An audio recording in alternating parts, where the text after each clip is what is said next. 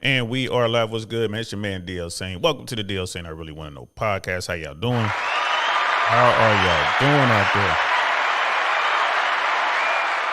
there? It's Friday, y'all. It's Friday. Y'all know what it is. I don't know what y'all got planned for the day, for the weekend, but I hope it's good. Your boy's going to Miami. I got to meet up with some folks, talk about some things. It's going to be a quick little weekend. I'll be back Sunday. I may even go live Sunday when I get back. Depends on what I get into in Miami. And, yeah. So I hope y'all got good plans coming up for the weekend. I really do. I hope you had a good week at work, whether you were in the office or in the house. If you are working from home, remember, you got to go outside. You got to go outside.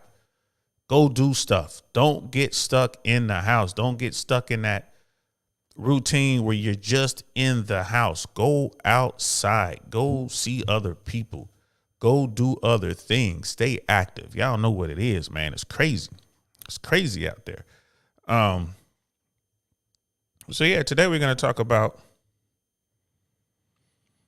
a little bit about the 1%. I like talking about the 1%. I like the 1%. I would love to get myself into the 1%, which you need to make about $500,000 a year to be considered in the 1%. That's the entry level. $500,000 a year. And then when it comes to net worth, I'm not sure what your net worth has to be considered in the 1%. I'm pretty sure it's up there. It's more than $1 million. All right. So $1 million don't get you much these days, and that's crazy. So pretty sure it's double digit millions. I'm gonna have to look that up one day because I really don't know, but I know annually it's like 500 and households. Like this we're talking about household income of I want to say it was like $580,000 a year. And that's doable. That's doable. If you got a power couple out there, that is absolutely doable.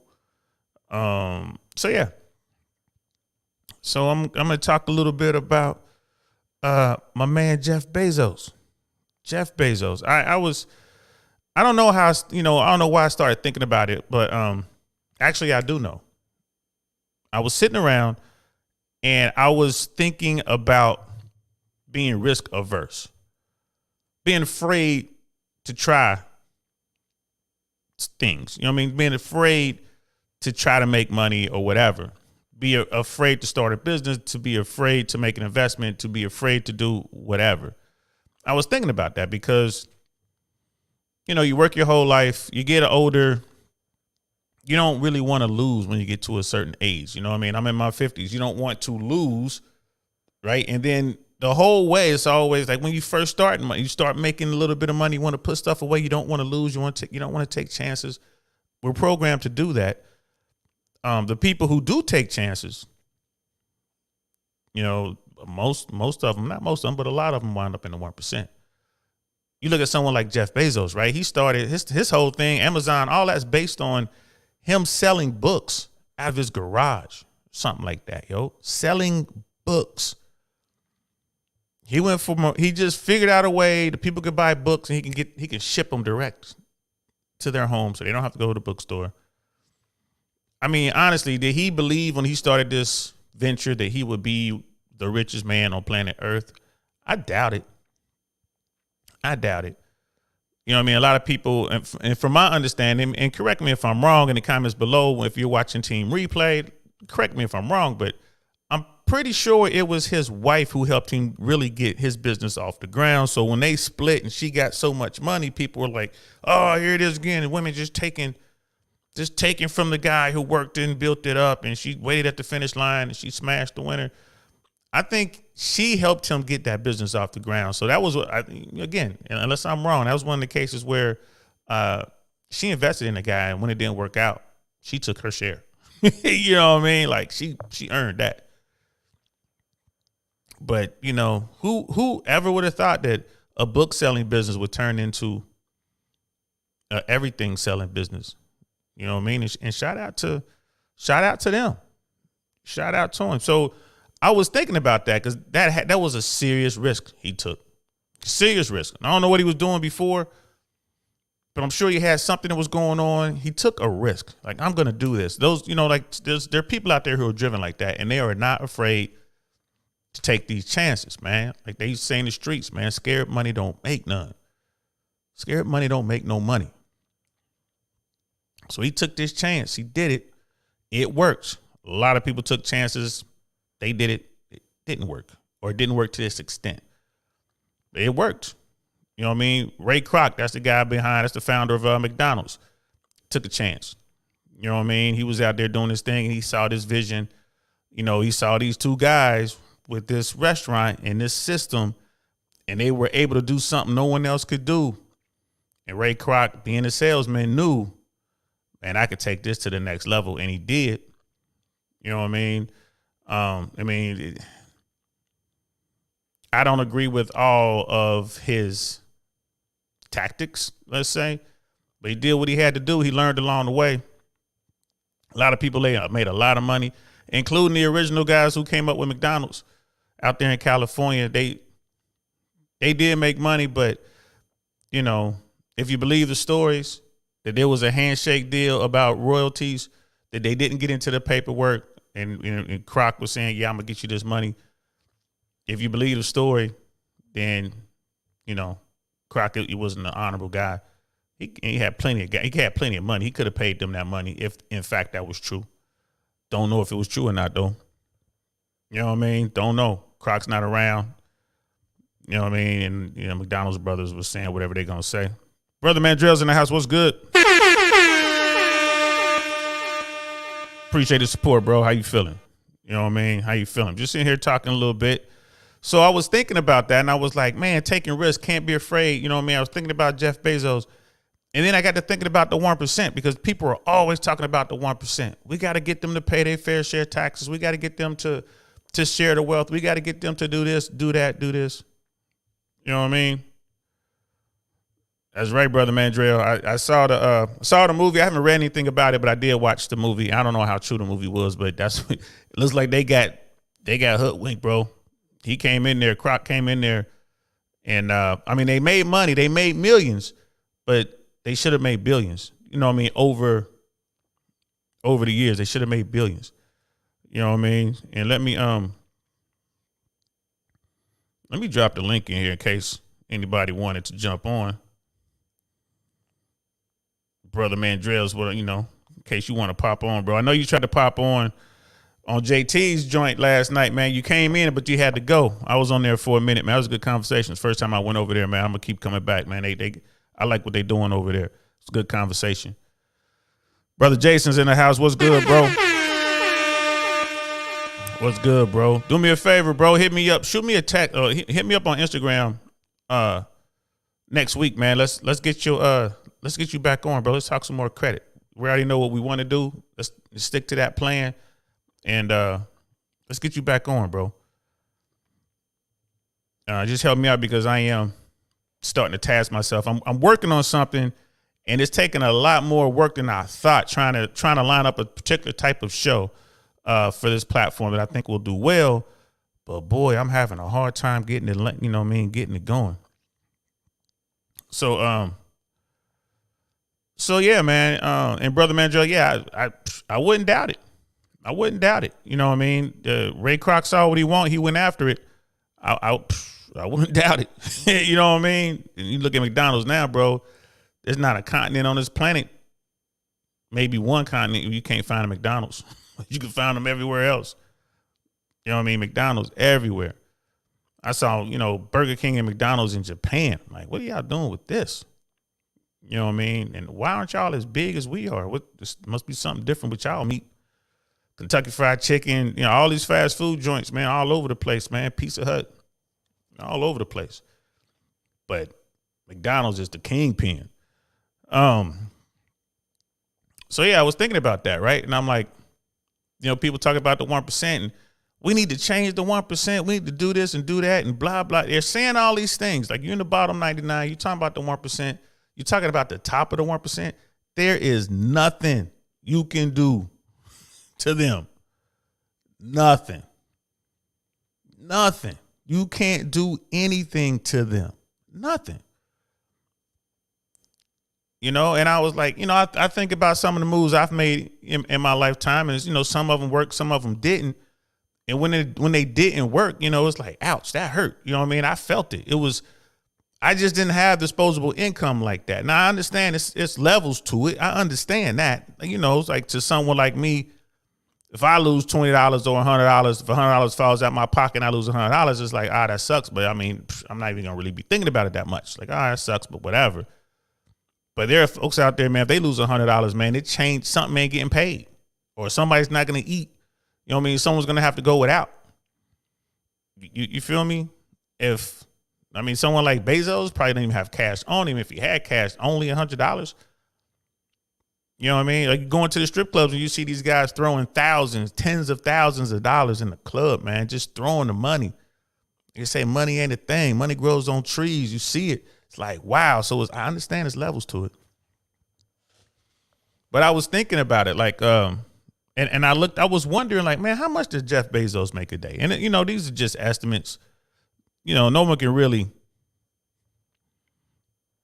tell you, because a lot of their wealth is based on stock price and all that, depending on what the stock market is doing, what Amazon shares look like and all that.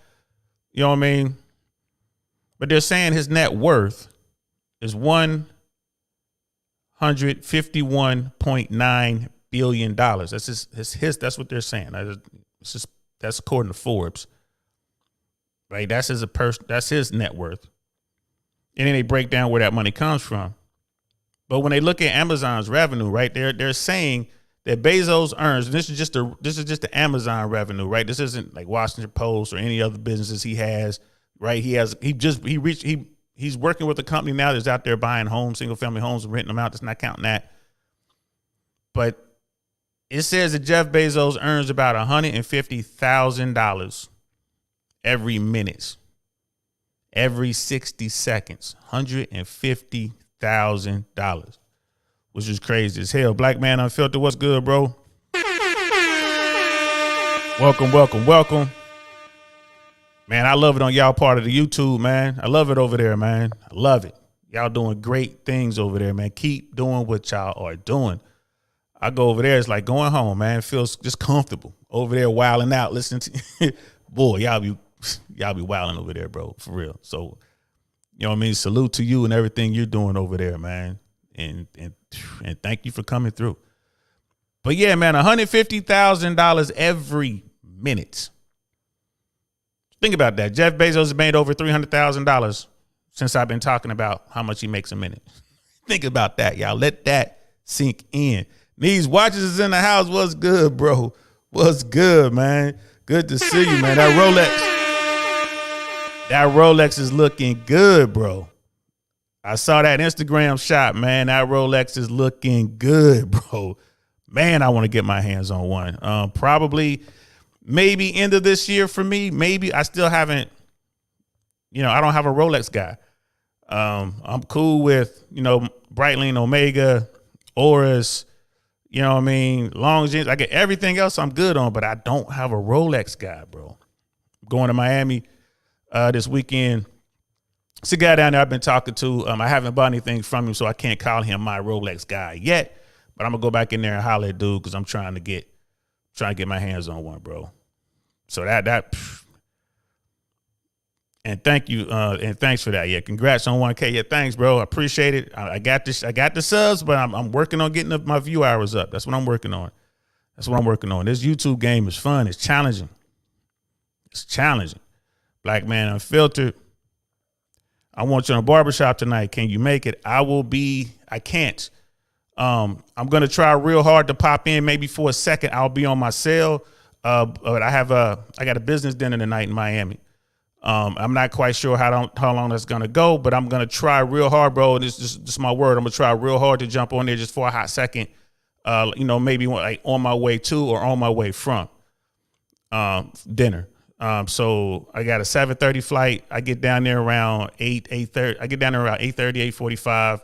I got, check into the hotel and everything. And then, I think dinner is 10, if I'm not mistaken. I think it's 10. So I'm gonna try real hard, man, because I want to get on there. I want to get on there. And thank you so much, bro. For real. That means a lot, man. You asking me, man, for real. So I'm gonna try real hard, see if I can't pop on there for just a quick second, while I'm in transition and all that. And then after all that, I'm trying to catch up with some people down there. So I'll be out networking and all that kind of stuff. You know what it is in a big city, bro. You got to go do big city things. But I'm gonna try real hard. And thank you, bro. Thank you. You know what I mean? Real talk. I want to get on there. You're going to see me over there all the time, man. I plan to spend a lot of time over there, man. $150,000 every minute, man. Think about that, man. Bezos already made over $500,000 since we've been talking about that. Think about that. So the 1% can afford to take those risks. That's why I was thinking about it. You know, because you look at it, it's like it goes on. It says it's $9 million an hour, which is how much he makes. $9 million an hour or $216 million per day. Think about that. $9 million every hour. $9 million. $216 million a day. Now, if you bring it in $216 million a day, which we would all love to do, but let's be real.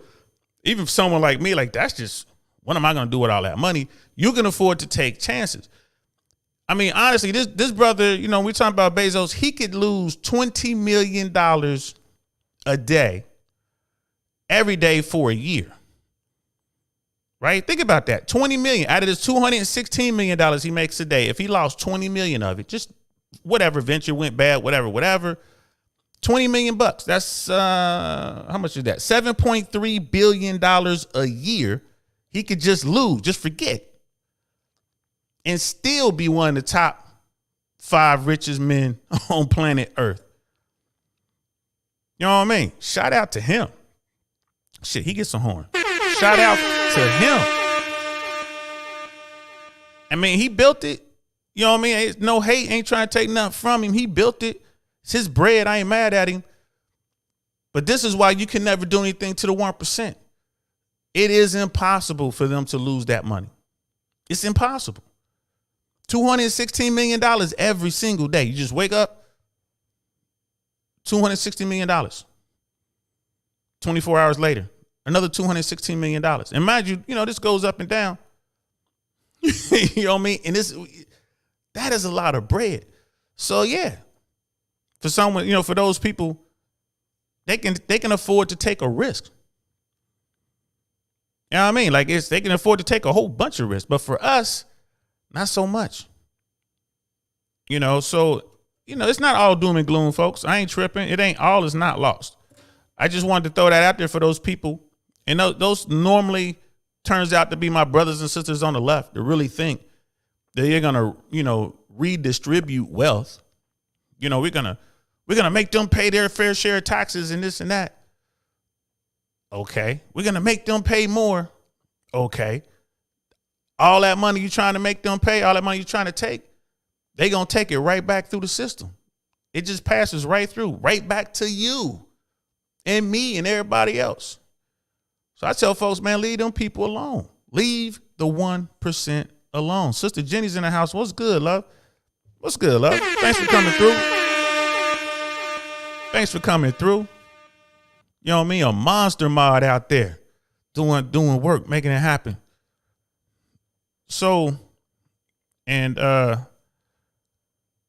I just think it's crazy. And next time, and Jenny, for you, love, next time you're on here, you will see a wrench behind your name. I would be honored if you would be a mod on my humble little space. I'm definitely gonna have that on there for you next time you on here. Appreciate that. You know what I mean? My man Jay Swans was just calling me. So quit worrying about the 1%. They're not worried about you. They know for a fact there's nothing you can do to them. Nothing. How you going to touch them? What are you going to use? Right? They plugged in everywhere. How you going to get to them? Anybody, the people you need to do whatever to them already owe their allegiance to them. In other words, people like Bezos and Musk and all these big time wealthy, the elite 1%, the tip of the spear, they own all the politicians, right? They plugged in with all the judges. It's like Andrew Tate said, America is corrupt. Yes, every government is corrupt. And come on, just keep it 100. If you believe otherwise, then you need to leave my page right now. Don't even watch the rest of this because you're not living in reality. This is how it really works. The only difference between America and places like Romania or, Colombia, Thailand, only difference is in those other nations, the average guy can enjoy some of the perks of the corruption. If I get pulled over in Mexico by the police for maybe driving tipsy or whatever, or a speed and running a light, I can pay the Mexican police officer money right there on the spot. Now, Mexico's a bad example because they're so corrupted, they're going to just snatch you up. It's probably not even a real cop. It's probably a cartel. You know what I mean? It's a real gangster. They trying to kidnap you. But y'all get the point. If you're in a situation where something isn't quite right, and instead of dealing with all of the BS, you can just go ahead, break them off $100, and they're gonna send you on your way. That's what Andrew Tate was talking about. He's like, yeah, in Romania, everybody can take a little bit, partake in the corruption, but not in America. You have to reach a certain level before you get those benefits. Right? And y'all know what I'm talking about. If these political kids, these wealthy children get themselves in trouble all the time, real trouble, like catching bodies on accident type trouble, like doing really like real severe crimes. And they get out, they get off, they can buy, you know what I mean? Because the system works towards them and it works for them. They're going to get favors. It's not as simple as, here's a bag of money, but it's like, hey, you scratch my back on this one, I got you tomorrow, whatever. Next time down the road, I got you. You know what I mean? If you think for a moment that I wouldn't do a favor for Jeff Bezos if he was in a pinch, you out your mind. You know what I mean? If I was a police officer and I found him drunk behind the wheel, he didn't crash or nothing like that. He just he looks drunk. He's behind the wheel. If you don't think for a moment that I'm not going to slide him over and drive him to his house, make sure he knew it was me that did it, you don't think I wouldn't do that? You crazy. You absolutely out your mind. I would definitely hook him up. And guess what? Probably wouldn't be a cop for that much longer. Or if I wanted to be a cop, I'd probably start getting promoted like crazy. Because he's going to be like, good looking out, bro. Good looking out. I had a bad night. I don't know. I thought, I thought I was cool. I shouldn't have done that. That was so stupid. Thank you for saving me all this BS. Because that's all it is. It's not like he was really going to do any time or anything. It was just, and money ain't a thing. It was just the media coverage behind it. It was just been so bad and you had to do all this stuff and da-da-da-da-da. You know what I mean? So there is corruption in this country. Jay Swans, what's good, bro? I put the link on there, bro, if you want to jump on there, man. Anybody out there, anybody in the chat, we're going to keep this one light and light and fluffy and fun. So the link's on there if y'all want to jump up. There it is. But there absolutely is corruption. And if I had that kind of bread, boy, $216 million a day, every day, boy. And he earned it. It's not like he was born into it. Like I said, he took that chance. He was selling books out of his garage. The man, if he came to me back then, talking about, hey man, I'm selling books out the garage. You want to invest in this? Hell no. What? Who wants to buy a book out of your garage, man? Go to the bookstore. Well, I'm going to send it to the house. Man, you sound like a fool, bro. Who's laughing now? Who's laughing now? You know what I mean? So, Miss AKA lady, what's good, love? Jay Swan's like driving or I would. Heyoka is in the house. What's good, brother Heyoka? Good to see you. Thank y'all so much for coming through. Like I said, man, what do I know? I'm just an old man sitting in the attic talking to his computer. You know what I mean? Listen to me at your own peril. But you can't stop the 1%, y'all. And here's the thing. Here's another thing about the 1%. Something I learned while I was out in LA and other, like in New York and down in Miami and other places like Vegas, especially Vegas. It's a lot of money in Vegas, y'all. Tons and tons and tons of money. So wealthy people will show you the way. You just have to find your way into the room, right? So y'all know I always write my notes before the show. Wealthy people will show you the way. They will. They ain't tripping. The 1%, if you can get into the room with a 1%er, they'll show you the way, bro. They will show you the way. Now you got to know what you're doing now. You got to know what you're doing. Right? You got to know what you're doing. Once you get into the room, shut up and listen.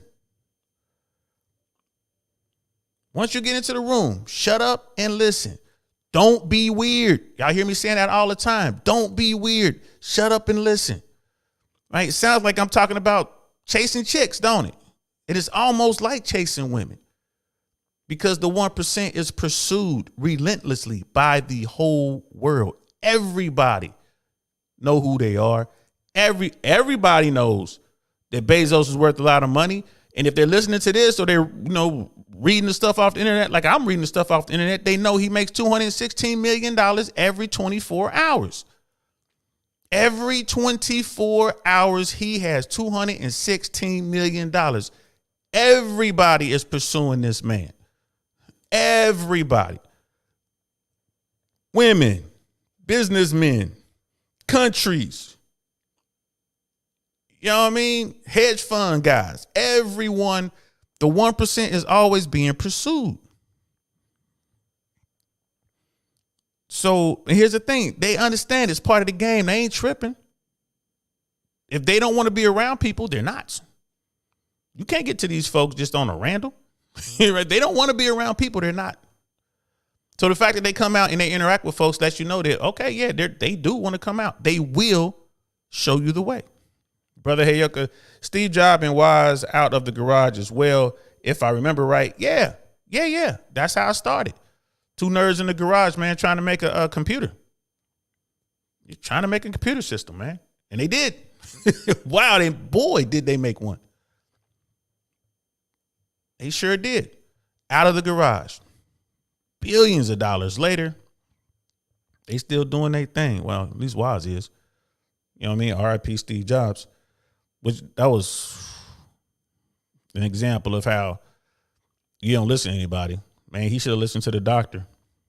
He'd still be with us. But yeah, like once you get into the room, right? Don't be weird. Shut up, right? And listen. That's all you got to do. Sit back, listen intently. They will show you the way. Find a way to add value once you get into that room. Small things, y'all. Small things like keep a lighter or a torch, like those cigar torches. Keep a lighter or a torch on you, especially if you're going to be around these guys, these wealthy dudes. A lot of them like to smoke cigars. It's not like they smoke cigarettes and all that, but some of them do. But the wealthy dudes, they love a good cigar, right? It's not a bad idea, especially if you're trying to network around these guys to invest in some nice cigars.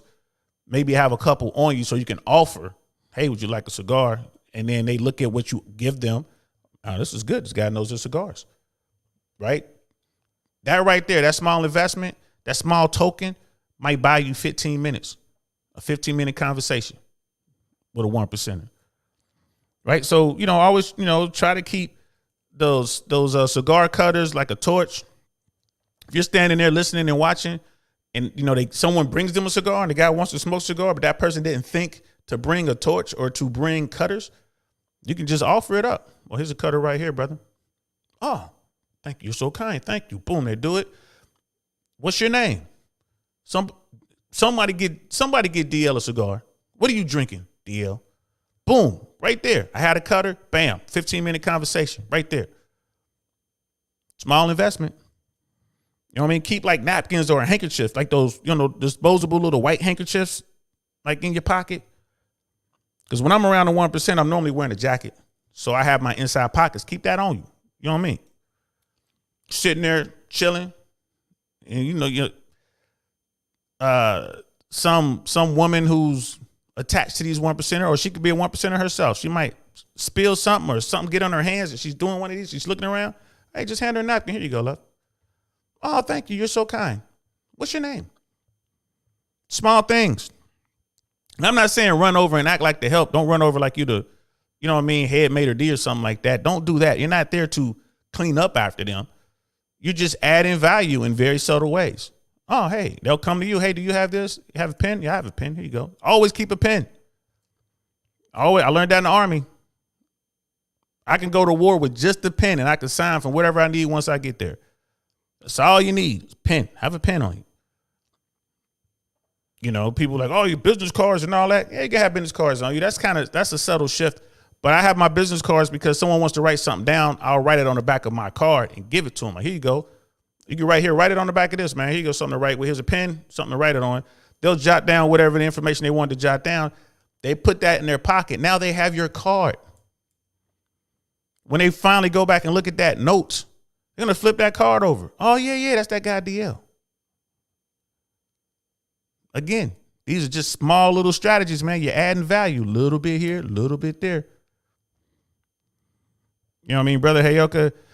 They have nothing to lose from you, the 1%, though you have to be prepared when you get in the room. Absolutely. Absolutely. There's no small task to get into that room. Dale, I think you mean by not being weird is having emotional intelligence, EQ. Yeah. Yeah, but, you know, it's having the ability to adapt to the situation, adapt to the room. Right? You don't want to stick out. You know what I mean? And I think I got it in my notes. You know what I mean? It's that whole when in Rome kind of thing. Dress properly, right? You know what I mean? All that kind of stuff, man. You want to dress the part. When in Rome, you want to see how they're moving. If they're joking and everything, you don't want to be sitting there with some serious ass face on. If they sitting around joking, even if the jokes aren't funny, you want to have a light face, like a little smile, like a little bit, kind of nod a little bit, make some eye contact, do those little nods. In your mind, you might be thinking like, that's the corniest shit I ever heard in my life. But you don't want to be going around like, man, that shit ain't funny.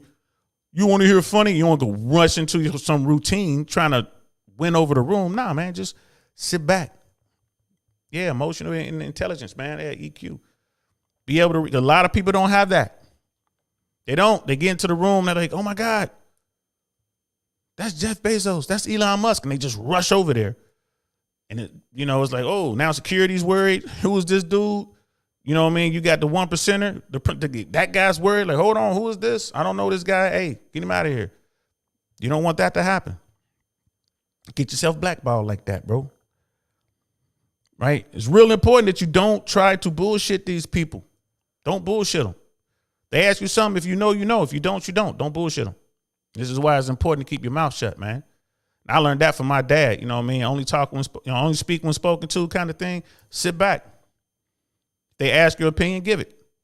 Don't bullshit them. Tell them the truth. That's my thing. If my opinion differs from their opinion,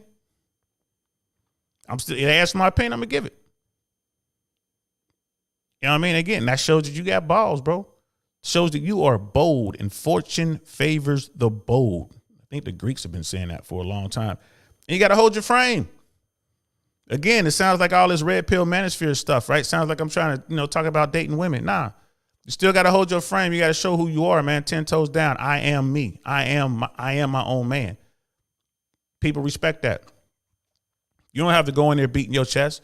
Just go in there and move, man. Be smooth. Be you. Just in there, you smooth. You know what's going on. You know what I mean? Speaking of women, people often ask me like, man, how did you get her to talk to you? How'd you get that woman? How'd you get those women to talk to you? I always hold my frame. I'm smooth. I drift over. I listen. It's like double dutch. Oh, I see an opening. I jump in there. I get to, win the crowd over real quick. It's always going to be one or two girls in the crowd that they just got them attitudes. Me and Jay Swan was talking about that today. It's like 4 or 5 basic archetypes of women, pretty much. There's always those that just, that's just who they are. They act a certain way. Don't worry about them. You win everybody else over and you're good to go. I can approach any woman, any group of women. It doesn't bother me whatsoever. I can get in there. You know what I mean? Casual Germ even knows it, man. Is that Latin or Greek, man? What is that, Casual Germ? Is that, fortune favors the brave? Is that Latin or Greek? Y'all know I'm, at Cincinnati, public school education over here. A little bit of University of Cincinnati, but my education I learned out there. I'm a well-traveled man, and that's where I learned most of the stuff that I've learned. But yeah, man, like they always ask me, how do you do that? How do you approach these women? I'm socially calibrated. Right? I can read the room. I can read that group. Come over and say what I got to say, and I'm off. I'm out of there. Like I said before, man, you got to be quick. You get in there, say do what you got to do, and you're out of there. They'll come see you. They'll come say hi. If anything, they'll come by just to say goodbye. They'll keep one eye on you, and when it's time for them to leave, they will make it their business to say goodbye to you. Get your attention. They'll say wave goodbye, or they'll come over and we shake your hand. Sometimes they give you a hug. You're so cool. Give you a hug. You know what I mean? How do you get that? You maintain your frame. You stay cool. You stay smooth.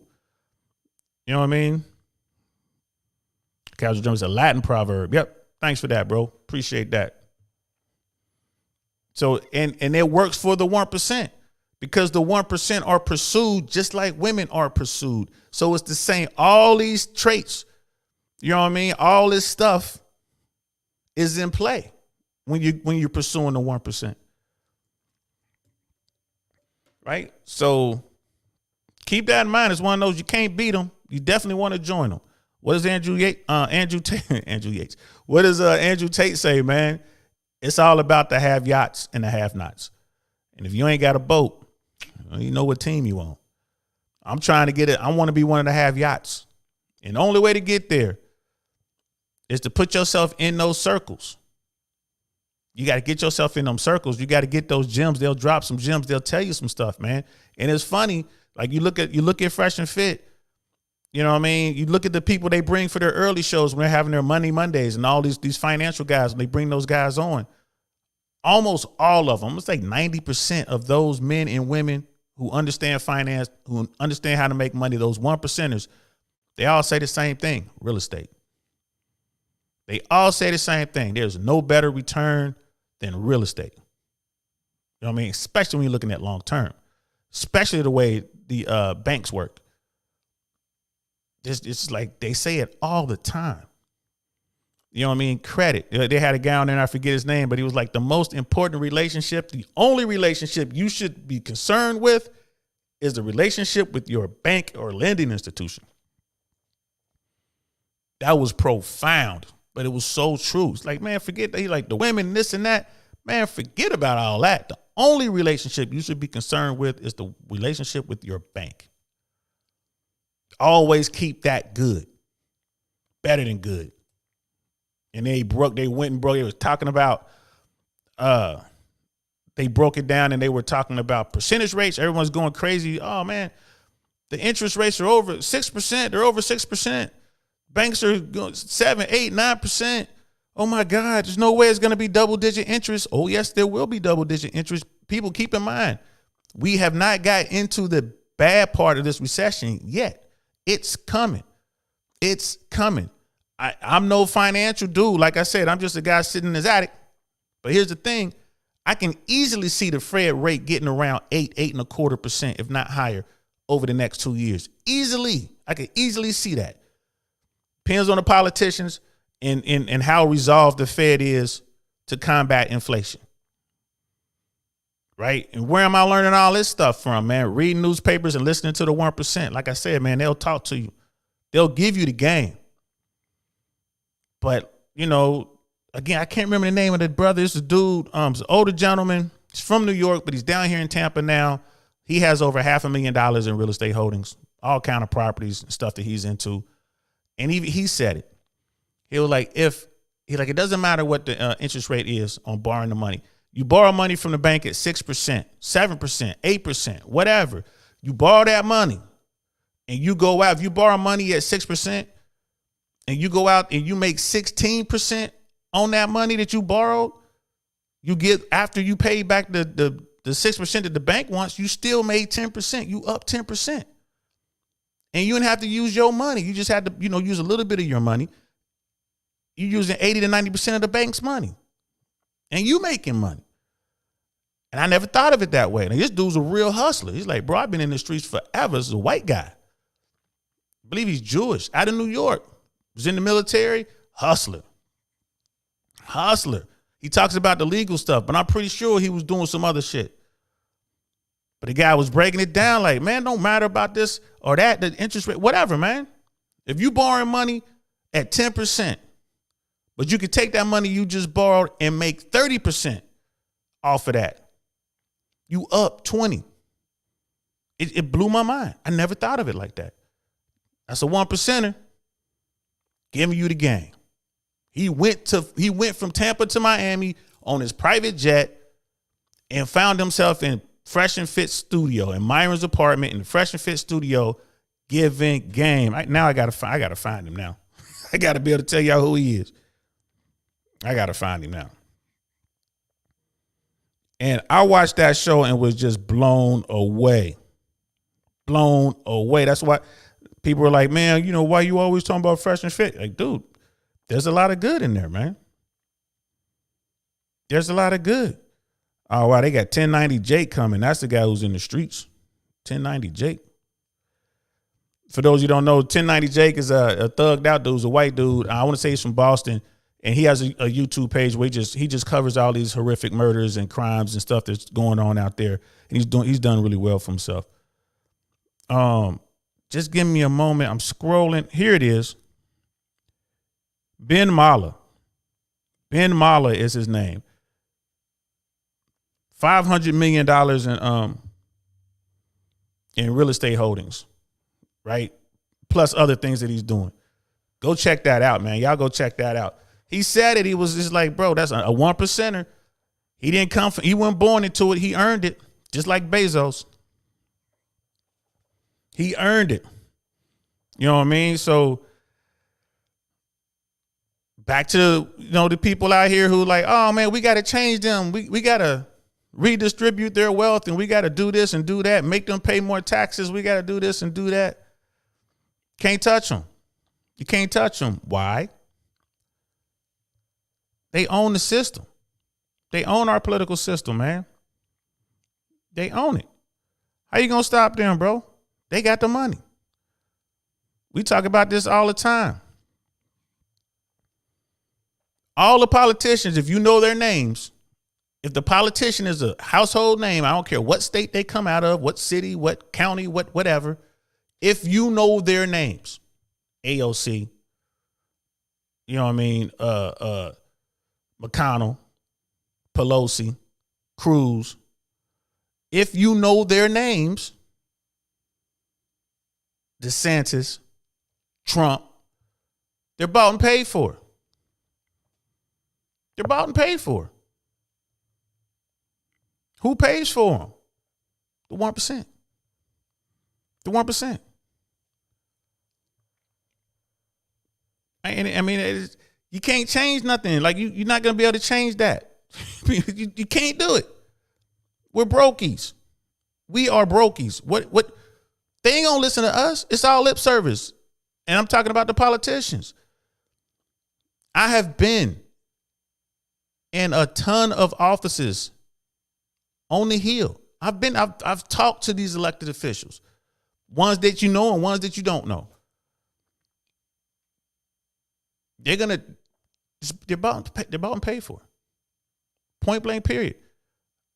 We have a very strong, my union, Air Traffic Controllers Union, NACA, shout out to NACA, very, very strong union, right? Every year we would go, and we being air traffic controllers, we would go to DC and we would lobby. We had a very strong pack. They took care of everything, but the controllers would actually come and we'd work in teams and we would go and we would, push our agenda and talk to these elected officials and their staffers. That's what we did. Man, look, I got to see it up close and personal. And I'm here to tell you, you know who's bought and paid for it. And a lot of these politicians, once you get cool with them, they don't mind telling you. They'll tell you, I would love to be able to do that for you, but I can't because the money says no. The money says no. That's never getting out of committee. I'm just being 100 with you because after a while, you become friends. They still human. They going to tell you the truth. Like, man, nah, The money said, no, I can't do that. It's not going to happen. It's a great idea, though. I wish you luck. You'll have better luck over here on that side of the aisle. Talk to these people. They'll tell you who to talk to. They're like, but I will never vote for it. Why? They controlled. 1% got them. Brother Heyoka, be authentic. Deception will be detected either now or later because they have to have a built-in crap detector. We all should have that. Everybody should be able to understand when the bullshit is coming. You know what I'm saying? Andrew Tate's always talking about the famoose. If you fall for the okie doke, that's on you. If you get famoosed, that's your fault. You know what I mean? You should have that crap that detector. You should be able to sense that bullshit's coming. Like, oh, man, this person full of shit, man. And when they hit you with it, you hit them with it. For real. I was driving, had to go get some work done on my car. So I had a courtesy car and I had to go pick up my car. And I'm coming out of my driveway to the property where I live. I'm coming out of my driveway. And then there's some woman there. You know what I mean? She was big. She's probably clinically obese. Like, she was big. I mean, she was mobile though, but she was a big woman. She had a bag in one hand, like a plastic bag from CVS. She had on some glasses, and she's like, excuse me, like walking up to the car as I'm trying to merge into traffic. You know, man, please, I smashed off. Ain't no way. I ain't got nothing to say to her. She had nothing I wanted to hear. There's nothing she has to say that I want to hear. That's bullshit coming. Whatever she got to say is some bullshit. Can you help me? My tire's flat. My car won't start. Can I get a jump? I have a couple dollars for gas. You know what I mean? Where's the nearest Walgreens? It's going to be something that's going to lead to some bullshit. It's going to lead to her asking me for whatever. Like, nah, man, what's wrong with you? It's 2022. You got a phone. You ain't got to talk to nobody. There's an app for everything. Something wrong with your car, AAA. If you ain't got AAA, hit your man up. Even though she's a big woman, guarantee you she got a dude. Guarantee you she's got a couple of dudes. We know how that works. So now you coming over to me talking about something, excuse me, trying to flag me down? Nah, baby. Good luck to you. You know what I mean? Is there a little male chauvinist there going on? Yeah. If she'd have been hot, would I have rolled the window down? Absolutely. If she was fine, yeah, I would have rolled the window down to at least hear the famoose. Well, let me hear the famoose. You know what I mean? Let me hear this. Let's see what she got to say. She's a cutie. She's about to hit me with a sob story. I'm about to hit her with a sob story. You know what I mean? But she wasn't. She wasn't attractive at all. She was sloppy. She was big. You know what I mean? She was wearing tight clothes. You could see all of her excess weight. She was big, man. Like, nah, bro. Nah. Kept it moving. You know what I mean? Brother Heyoka, we look for three things when we hire people. We look for intelligence. We look for interactive or initiative or energy. And we look for integrity. And if we don't have the latter, the first two will kill you. Yeah. Yeah. You got to be able to catch that quick. A lot of people could fake it out. You know what I mean? Warren Buffett, smiley face, Sister Jenny. It's called a bullshit-o-meter.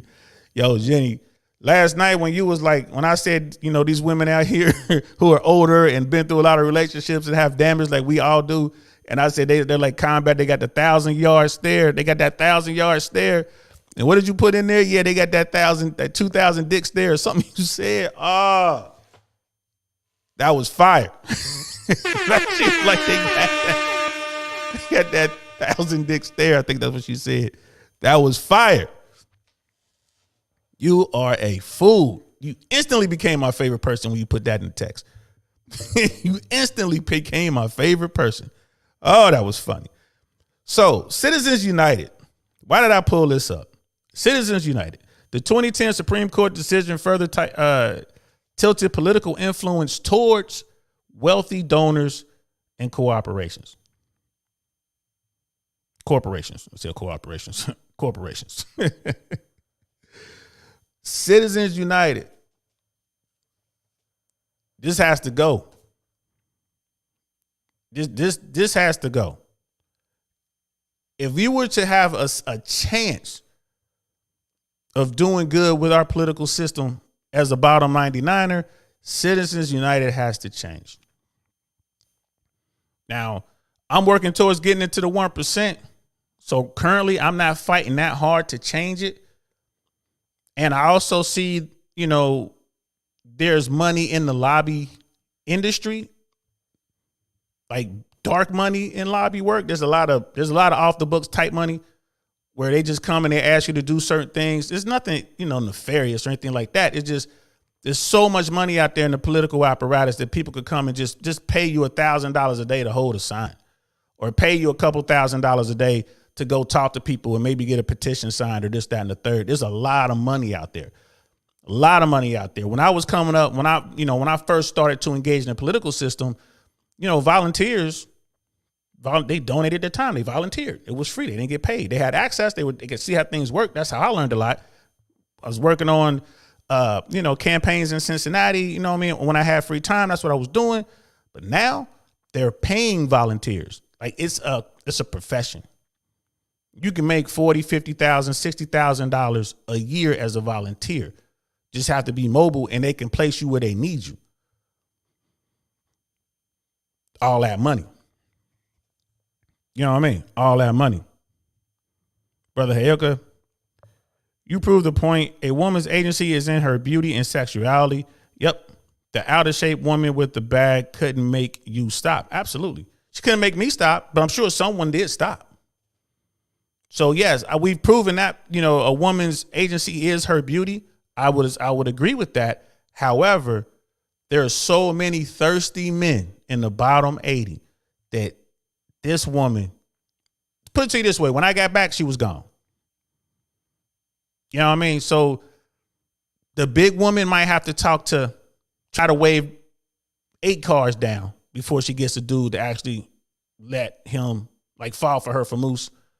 Whereas a beautiful woman, 1 car. You know what I mean? A woman who was maybe not that pretty, but had a great body, 2 cars. But the fact that just any old ugly, out of shape, whatever woman can still get a dude to stop. And even if it's not a sexual thing, there are a lot of guys out there who are like, I'm going to stop and help this woman in distress. That's just how a lot of guys, I was programmed that way. It took years of me deprogramming myself. Man, I ain't stopping for that. I know what that is. You see it more in the hood. I know what that is. And people, you're going to be seeing this sort of thing way more as we move into this recession. You're going to be seeing it way more as people housing values decline, as interest rates go up and money becomes more expensive. People are going to be losing equity. And mind you, a lot of folks, this is where they're getting their money. It's from their houses. They're using their houses as like a revolving account, not a piggy bank. They are counting on the value of their home, the equity of their home going up. When that starts to go down, it's going to be a problem.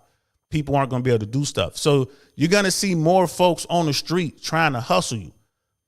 You better harden yourself now, because this time it was the fat chick. Next time it's going to be the fat chick and her husband. And then the time after that, it's going to be the fat chick, her husband, and their kids.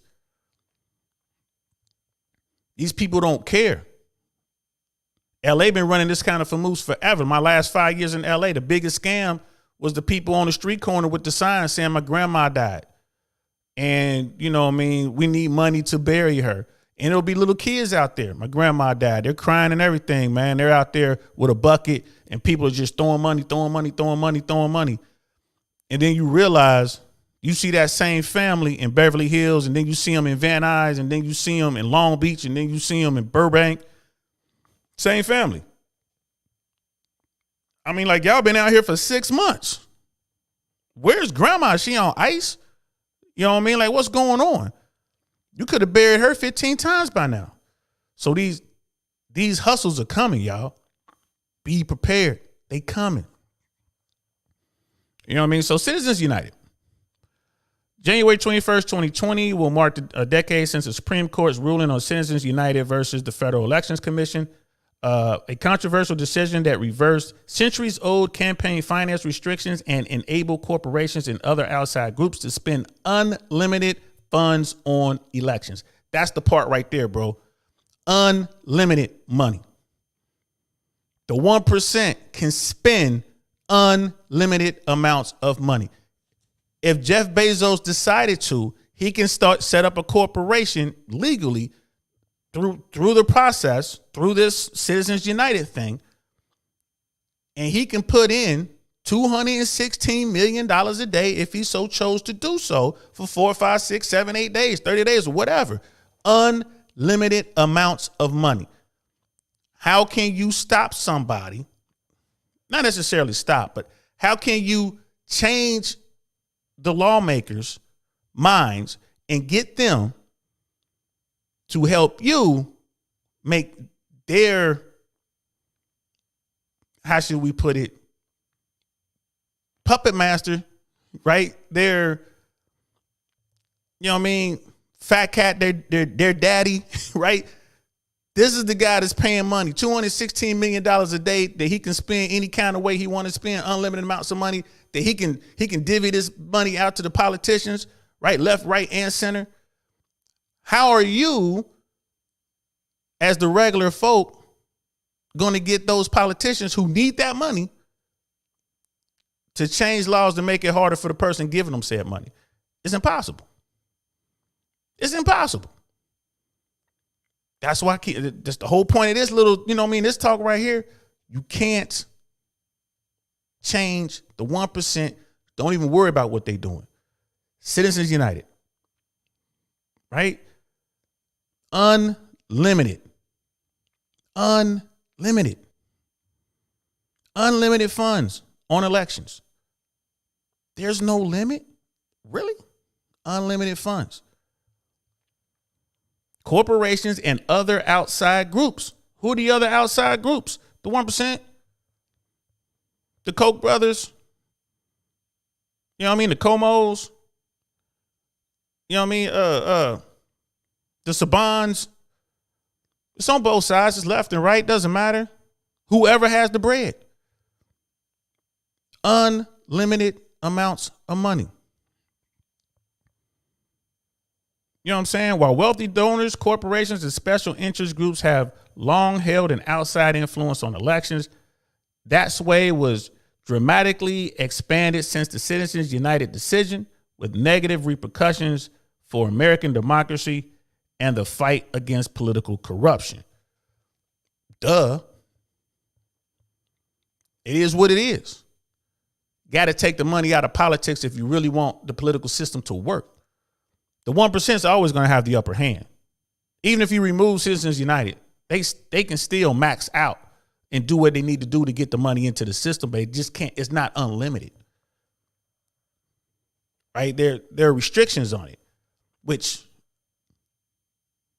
you know what I mean? It may not sound like much, but it's enough. It's enough to sway those that they need. But if you remove this altogether, you know what I mean? Does it make it even? No. But it makes it a little better, right? You can, you know, it makes Goliath a little shorter. He's still Goliath, still a giant. You're still David, right? You're still David, but at least we can make Goliath a little smaller.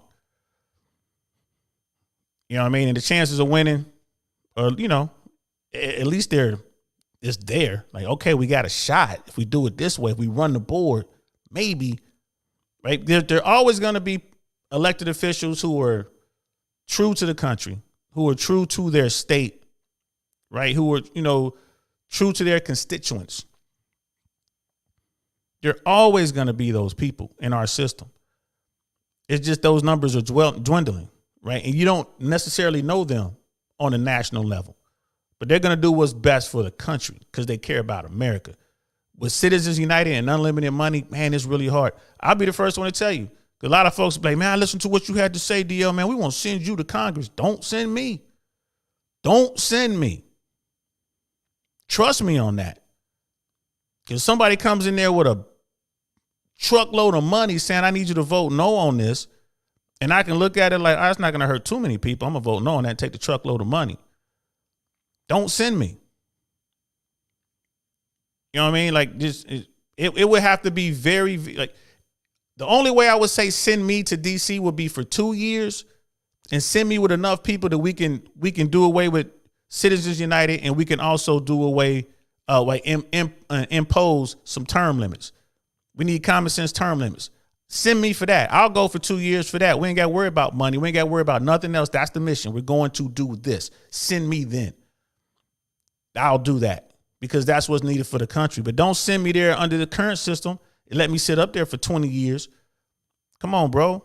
I'll be like the rest of them. I'll come back. Y'all know I'm trying to get 10 million. I'll come back with that and then some.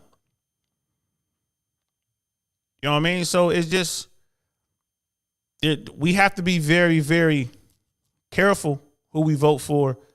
We have to vet those people, and then we have to support them once we send them. It's expensive for politicians to maintain a separate home and office and all that stuff in D.C. D.C. is expensive, and they still have to live where they live and do what they got to do. So you got to support those people so they don't have to worry about that. You know what I mean? You got to support them. So something to keep in mind. What was Citizens United about? A conservative non-profit group called Citizens United challenged campaign finance rules after the FEC stopped it from promoting and airing a film criticizing presidential candidate Hillary Clinton too close to the presidential primaries. All right, that makes sense because there are rules about that, right? So they're like, oh, we need to, okay, that makes sense. So it was too close to the presidential primaries. So the law would not allow this group to air this promo. And it was a 5-4 majority of the Supreme Court sided with Citizens United, ruling that corporations and other outside groups can spend unlimited money on elections. And this gets into, people were talking about the president. That gets into that. Why is the president so important? The judicial picks. When you really start breaking down the political system and how things work, a lot of people, we were talking about that last night. A lot of people, they just glass over. It's like, nah, man, I just want to go vote for the president. Like, nah, man, you need to vote locally. All politics is local. You need to vote locally. We got a show coming up. I got a show coming up on Monday. We're going to be talking about the family court system and how it's so bad for men and children. We're going to talk about that.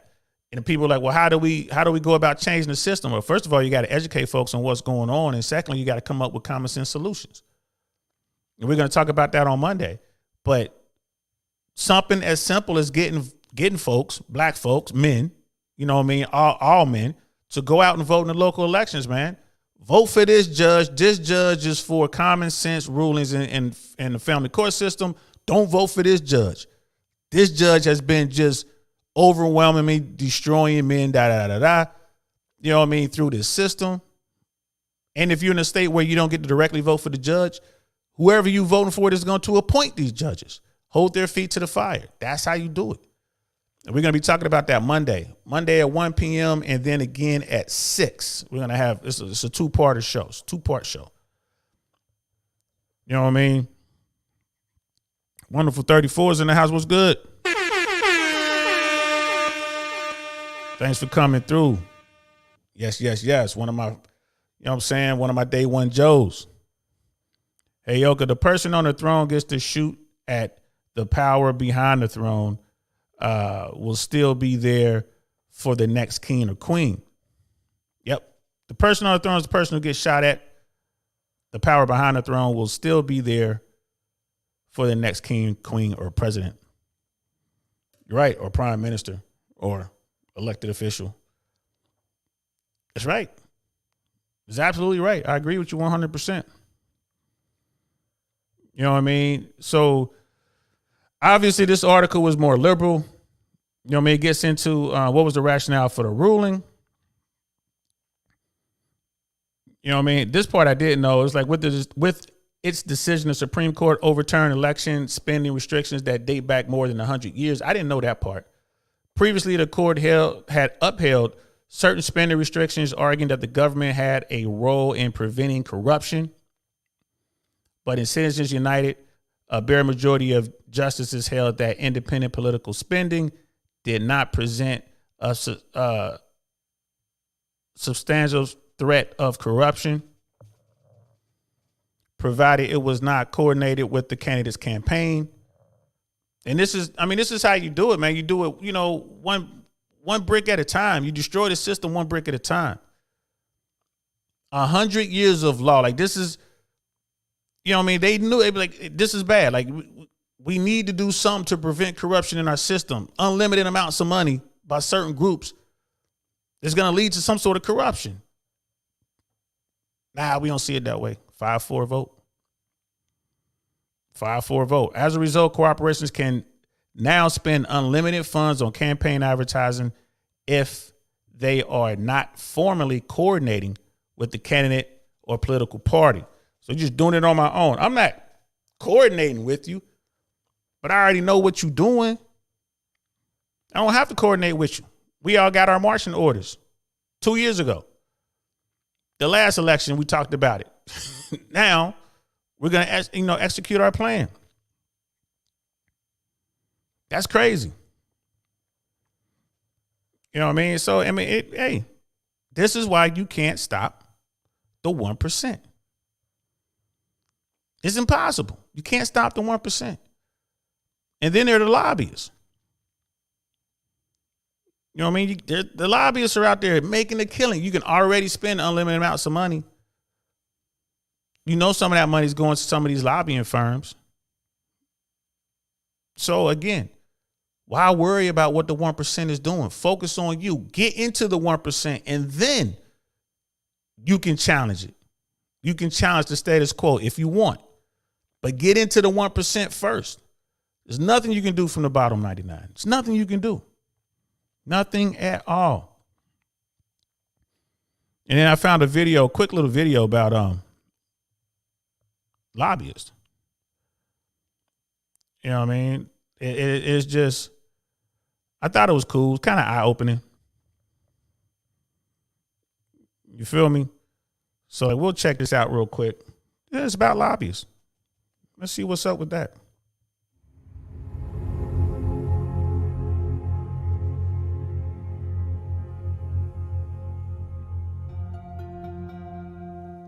The name lobbying comes from the fact that these individuals, corporations, representatives were waiting in the lobby of the parliament, of the House of Representatives, in order to wait for the legislators as they were coming in and try to present their demands to them. I didn't know that. They were lobbyists because they were hanging out in the lobbies. There he is. Go over there and say what you got to say. Try to, express your point. This is why you need to vote yes on this or no on that and da-da-da-da-da as they're walking through the lobby. And he was saying, House of Representatives. He was saying Parliament. So this has been going on forever in the UK, here, Australia, you name it, it's been going on. Wherever politics is, this has been going on. So the 1% has been controlling this for a very long time, right?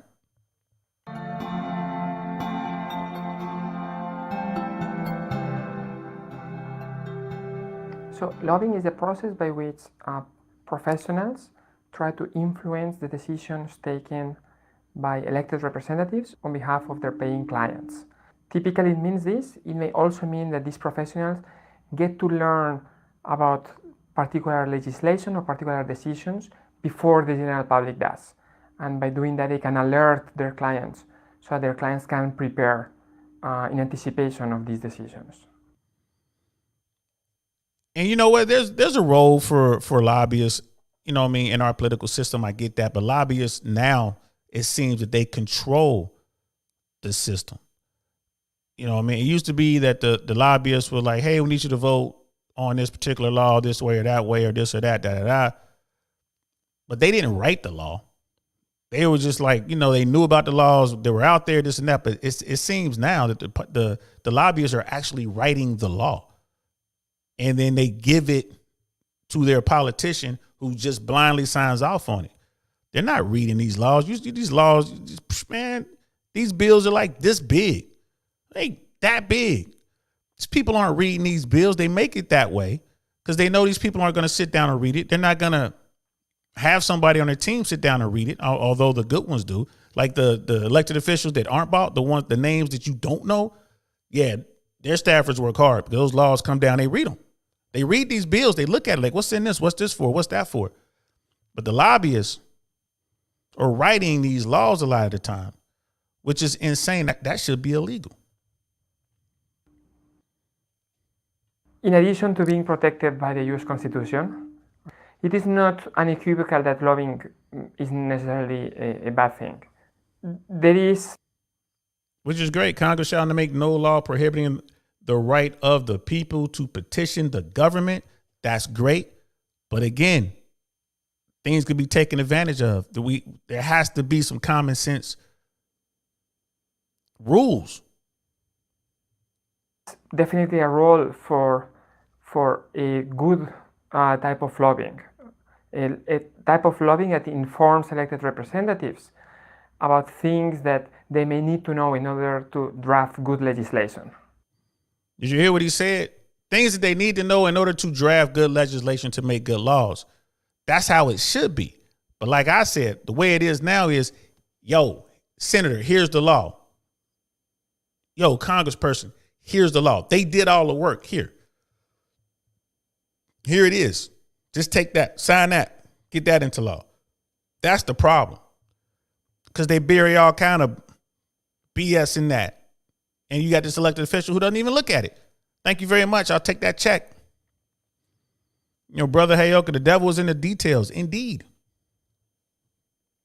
The fact that we are much more aware about lobbying practices in the US relative to other countries.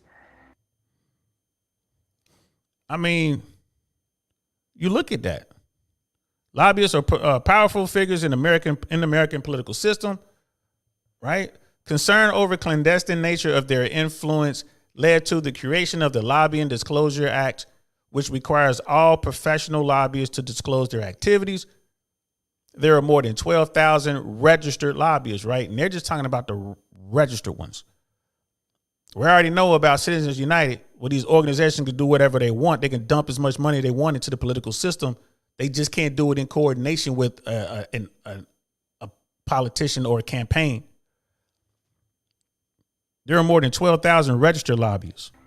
Is in part a good feature of the American process. In 1995, the US introduced what is one of the most advanced pieces of legislation in the world. This piece of legislation enforced the registration of every individual doing lobbying activities on behalf of a private client. And in addition to this registration, the lobbyist had to disclose the semi-annual revenues that he or she was charging to his client. So that creates an enormous amount of transparency that makes it very easy for academics such as myself, but also for public watchdogs to. I mean, you guys are right. I'm looking at the chat. You guys are right. I mean, lobbyists are Machiavelli and the elected official is the prince. Track how much lobbying there is, who is doing the lobbying, who is receiving the lobbying on behalf of what corporations, on behalf of what interest groups, and so on and so forth. Using the data released under the Lobbying Disclosure Act, it becomes possible to track the careers of lobbyists and public sector workers through Washington's so-called revolving door. This is an important part right here. You know, a lot of people ask, like, well, you know, why do people want to go work on these, you know, work on campaigns, and then they go off and they become staffers and they work for these elected officials? Why? Because they know they can make a lot of money on the other side being lobbying. But they need to make a name for themselves. They need to make a lot of connections. They need to become important, to become essential. And then these lobbying corporations will pick you up. These lobbying firms will pick you up and pay you a serious ticket to be on their team. A large proportion of lobbyists have some type of background in the public sector. They used to be congressmen or senators, or perhaps they were staffers working in the personal offices of a congressman or a senator. And the question is, well, why is that the case? There are two views about this, and these two views can also tell us something about what lobbying actually is. So the first view is that having government experience has allowed these individuals to accumulate out of expertise about particular issues that are important in legislation or the workings of the legislative process. This would be like the expertise view. You're right, Sister Jenny. Yeah, they are slippery snakes. Like and here's the thing, I ain't mad at them. Get your money. Get your money. I get it. It is what it is. They ain't breaking any laws. They're doing what they can. They're doing what they can do. You know what I mean? They're going to talk about this. They talk about the ex-staffer, right? The expertise. Ex-staffers are hired because of what they know. And I agree with wholeheartedly. It's what they know, who you can get close to. If my man Jay Swans was senator, he was like a, 3-term senator or something like that, I'm valuable. If I hold his ear, I could sit down next to him and talk to him. I could pick up the phone. Hey, that's my guy. Yeah, man, somebody's going to come approach me. Hey. And don't let Jay Swans be like the swing vote on some legislation. Man, they going to come see me. Hey, man, can you get your dude to vote yes or no on this? If you can, we'll give you X. You know what I mean? X. And I'm just a friend. The second view will be that it doesn't matter so much what you know, but instead who you know. Right? That is, personal connections are important, and individuals that have background in the public sector have used that background to accumulate a set of connections that they are using now, such that whenever they pick up the phone, somebody working in government responds to that call. So what we do is try to evaluate the relative importance of these two views. If you are a staffer and what makes you valuable to your client is your knowledge, your experience, and so on and so forth, does not dramatically disappear when the congressman that you used to work for leaves office. Because you knew lots of things, you still know lots of things, right? However, if it is personal connections that matter, that very important personal connection for you has suddenly evaporated. Therefore, if the personal connections view is the correct one, ex-staffers that are working in lobbying should suffer a big penalty in their lobbying revenues, coinciding with the period in which their ex-bosses leave office. So this is what we study and this is what we find. The importance of personal connections seems very large relative to the importance of government experience. There is a very large discontinuous drop in the lobbying revenue of these ex-staffers when their ex-bosses leave office. The drop is around 50% in the first semester, then it recovers a little bit, okay, but it's a large impact considering that a single person has left, albeit an important one. Yeah, the thing is, like, okay, you making all your money, and when you got to tie to that person holds power, they leave, so your money drops off a little bit, but then it climbs back up. You still getting bread. You still getting bread. You still know people. You're still valuable. Come on now. You know what I mean? You sitting around, all you're doing is having parties and dinners and meeting up with folks and strategy and all that kind of stuff, man. And that's just one stream of money. You got people who are going to give you other jobs that we got to keep you around, man. We're going to do you a solid. All right, Dio, we finna do you a solid because your man Jay Swans was one hell of a senator and we think he's going to run for president. So how about you come and sit on the board of this corporation? And how about you come and join this think tank over here? Why don't you just keep working with us? How about we throw you $250,000 there to sit on that board? You know what I mean? We'll pay you $700,000 to work on this in this think tank. Meanwhile, hey, what's up with your man Jay Swans? Is he going to run? Yeah, it looks like he's going to run for president. Oh, really? You want to take some time off so you can work on that campaign? This is how the system works. Millions of dollars. I don't hate the players, hate the game. Can we change the game? It's possible, but we got to do something about Citizens United. We're going to need term limits. There is a view in political science that says that lobbying is less prevalent than the fundamentals of the US economy would lead us to expect. Lobbying revenues, registered lobbying revenues, are in the orders of the low billions. $3.2 billion that's lobbying revenues, registered lobbyists. They're not talking about the off the books money, the dark money. That's where I always talk about that dark money in politics. They have no idea how much that is. Why? It's unlimited. According to Citizens United, under that law, it's unlimited. They have no idea how much money is being pumped into that system. When you have governor races, people are trying to be governor of these states, flyover states, and they're pumping in $50, $100, $200 million in a campaign to be governor of one of the Dakotas or something like that. you know what I mean, of Kansas, of Oklahoma, Wyoming. Are you kidding me? That's the dark money. They ain't even counting that money. This is $3.2 billion of just, registered lobbyists. It's crazy how much money is in this, y'all. On an annual level, this is a very small number, okay, in comparison to the size of the US economy. So small effects on the decisions that legislators take have huge implications for corporations or interest groups.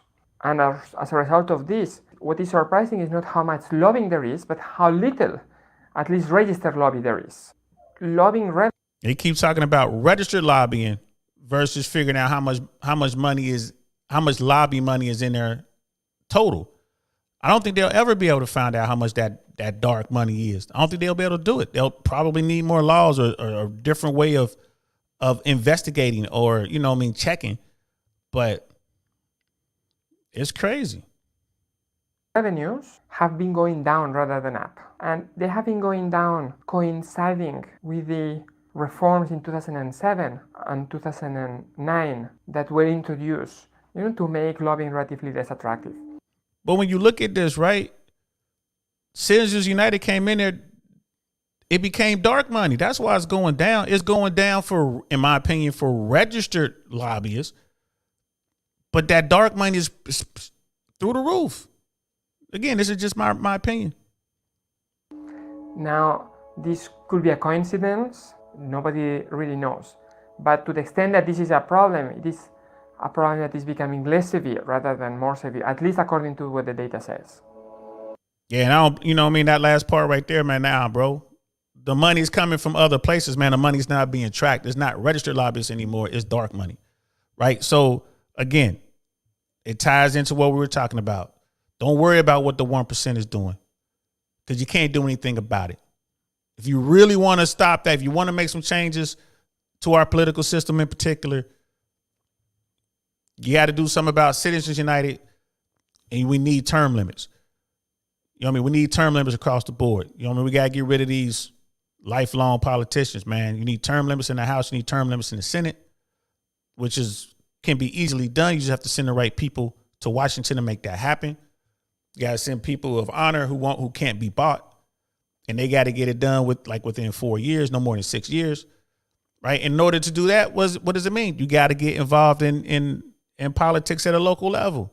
Y'all got to get out here and vote for these local judges. We're going to talk about that on Monday. Y'all got to get out here, right, and get involved at the local level and then work your way up. All this starts from the bottom and works its way up. People are going to have to organize, get together, get on the same mission, and get out there and accomplish that mission. Jay Swans and I talk about this all the time. We're saying that we would like to see a veterans party.